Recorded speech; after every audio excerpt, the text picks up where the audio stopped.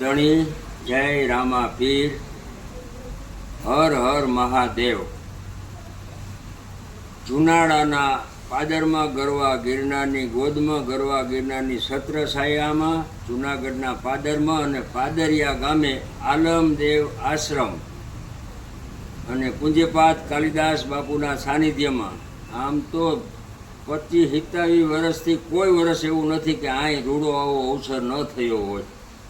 આ વખતે હમણે 2 વર્ષ પહેલાં અમે હરિદ્વાર ભાગવત સપ્તાહ કરી એવા ગઈ સાલ અમે દ્વારિકા અને આ હમણાં 31/8ના રોજ મહાશિવ પુરાણ કથાનું આયોજન છે અને 9 દિવસ મહાશિવ પુરાણ કથા 31 તારીખથી શરૂ થશે અને 9 તારીખે 9/9ના રોજ મહારુદ્ર યજ્ઞ છે અને એ મહારુદ્ર યજ્ઞ આવો પાવન અને જ્યારે એ પ્રસંગ નિમિત્તે બાપુના 3 શિષ્ય એટલે પૂજ્યપાદ નાથીમાં જન્મજાતથી જેમને પરબમાં અર્પણ કરી દીધા હોય એમના માતા પિતાએ એવા નાથીમાં પણ દીક્ષા લેશે આ અવસરે।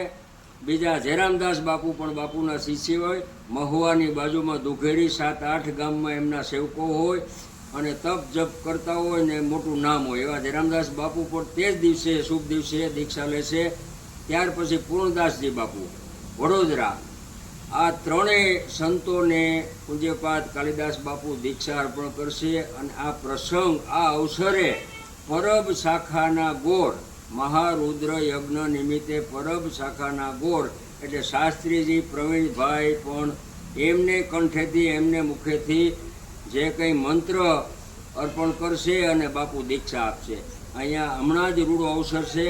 પાદરિયા ગામની જાહેર જનતાને વિનંતી કરીએ, પ્રાર્થના કરીએ કે શ્રાવણ માસમાં એમ કહેવાય કે ભોળાનાથનું નામ લેવાઈ જાય કે ભોળાનાથનું થોડુંક આસ્થા શ્રદ્ધાથી તપ થઈ જાય તો પણ જીવનનો ઉદ્ધાર થઈ જાય। તો આ શ્રાવણ માસ નિમિત્તે આપણે આંગણે આ જૂનાગઢના પાદરમાં પાદરિયા ગામે જ્યારે શિવ મહાપુરાણ કથાનું આયોજન થતું હોય તો તમામ પબ્લિકને અહીંયા પધારવા અને શિવ મહાપુરાણ કથાનો લાભ લેવા બધાને બાપુ વતી હાથ જોડીને નમ્ર વિનંતી।